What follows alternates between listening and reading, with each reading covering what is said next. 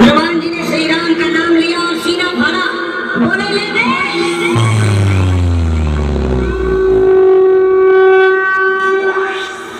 बाड़ी से अमर